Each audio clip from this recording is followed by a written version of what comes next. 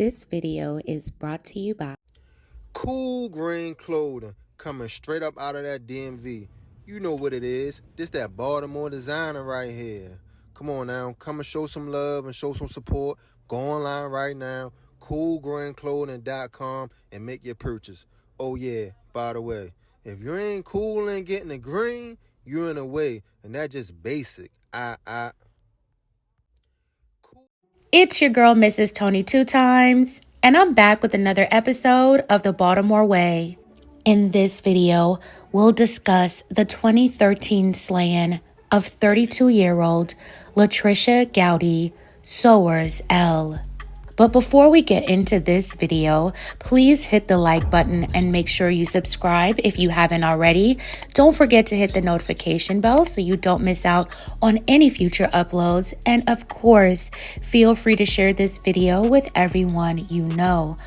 Also, if you'd like to see more episodes in the Baltimore Way series, please click the link to the playlist in the description box after this video to get caught up. All right, let's get right into it. One of life's most ultimate feelings of betrayal is when a friend ends up dating your ex or a former spouse. You question everything. Were they already messing around? When did they start having feelings for each other? Was everything all a lie? Did my friend only come around to get close to my ex? How could they do this? Some questions may be answered, some may not. Now what do? Do you cut ties and say good riddance to the both of them? Or do you stay cordial and on speaking terms? What if children are involved and now your friend can become the step-parent? What is it like having to deal with the hurt and betrayal from the two people you thought you could trust? Let me know in the comments below as I tell the tragic story of how one woman lost her life after her best friend started dating her estranged husband and father of her child. Latricia Gouty was born in Sandusky, Ohio in May 1981. Latricia graduated from Sandusky High School and relocated to Baltimore, where she attended the Baltimore School of Massage to become a massage therapist. Latricia had a passion for doing hair and was an avid hairstylist. Latricia was described as a caring, loving, and giving person who treated everyone like family. And family was very important to her. Latricia met and married her husband, who I'll call Mo, and they had one son together. Not only did Latricia enjoy spending time with family, but she was also a part of the praise and worship team at her church. Latricia's faith in God played a big role in her life. By the time their son was 3 years old, 32-year-old Latricia and her husband were separated. Despite their marital issues, the couple split time with their son. As if the separation wasn't difficult enough for Latricia, she also had to deal with the fact that her best friend, 30-year-old Gabrielle Smith, was now dating her estranged husband. Gabrielle was most likely one of the persons Latricia had confided in about her marriage. I mean, they were best friends, so I would imagine that she did.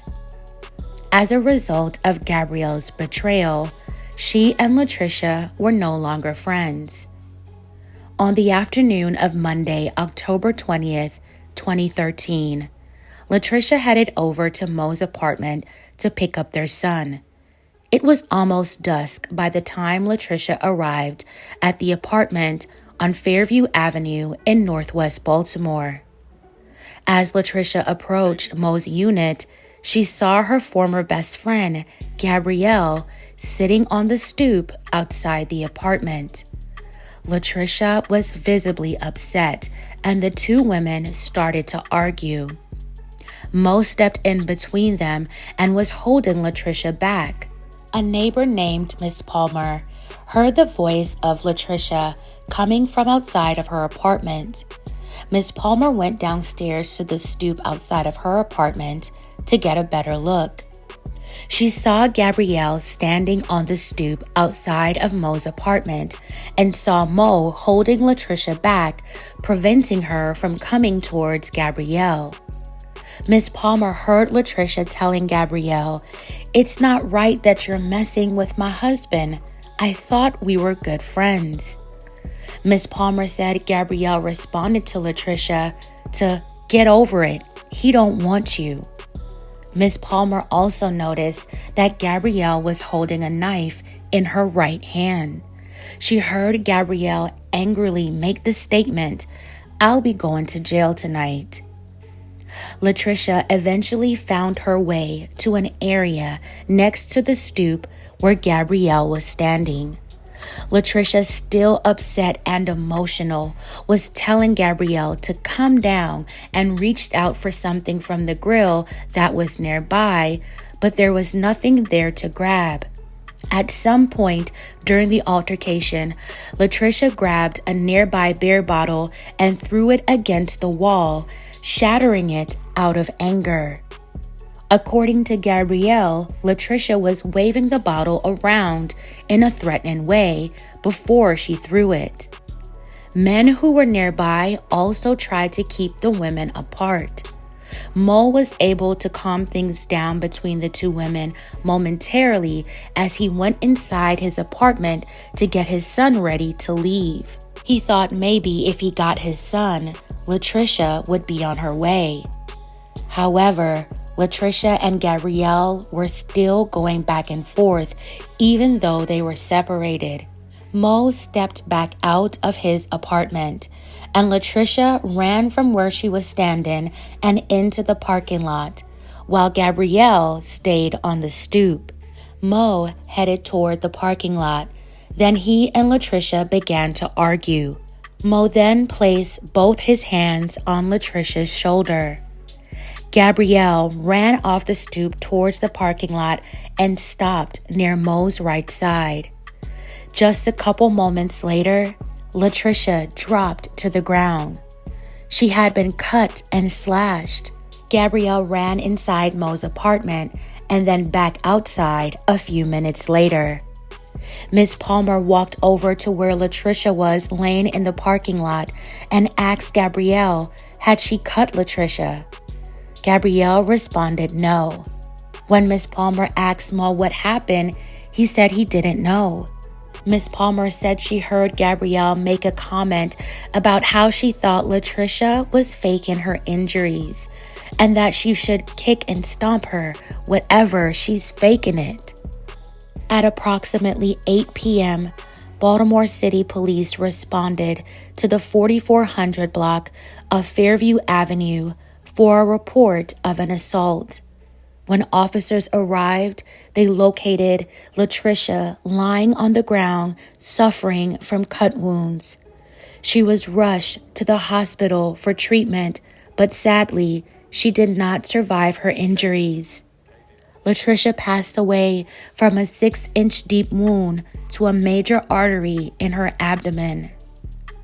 During the investigation, detectives talked to witnesses, surveyed the scene, and collected forensic evidence. Investigators spoke with Gabrielle, and she told them where they could find the weapon. After obtaining a search warrant, the knife used in Latricia's slaying was found inside a closet in Mo's apartment. The pocket knife had been placed in between some clothing along with another item. Forensics also recovered blood samples from the weapon and sent it off for DNA testing. They also swabbed Latricia's fingernails. The DNA sample under her nails came back belonging to herself and Gabrielle, and Latricia's DNA was found on the knife. Gabrielle Smith was subsequently charged with slaying her former friend, along with several other charges. She was held in jail without bail. Gabrielle's first trial took place on February 3, 2015, but it ended in a mistrial. Her second trial started on October 26, 2015. The state called several witnesses to the stand, including a neighbor and investigators. Gabrielle claimed self-defense.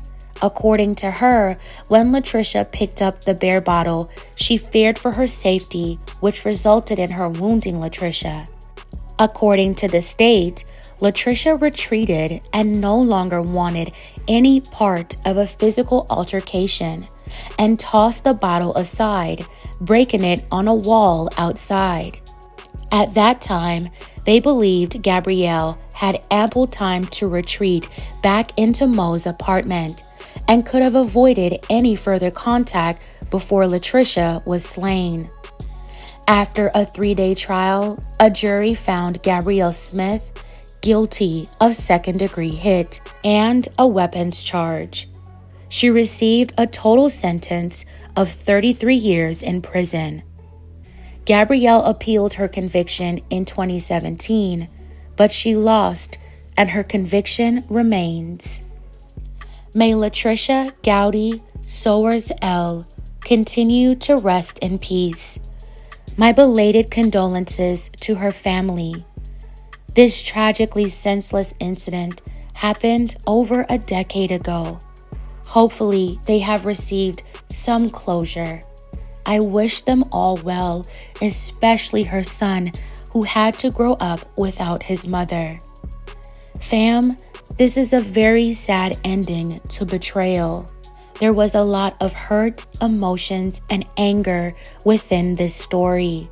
It's so sad that Latricia had to lose her life under those circumstances. She was just a month shy of completing cosmetology school.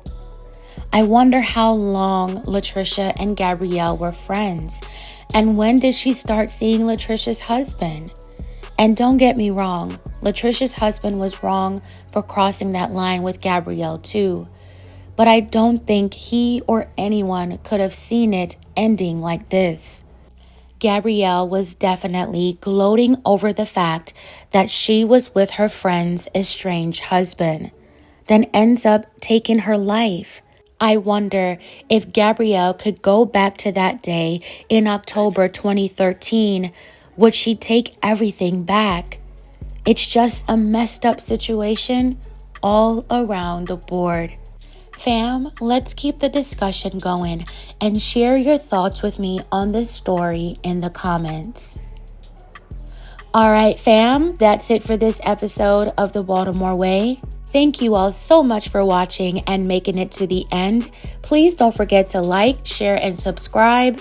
This is your girl, Mrs. Tony 2 Times, and I'm out.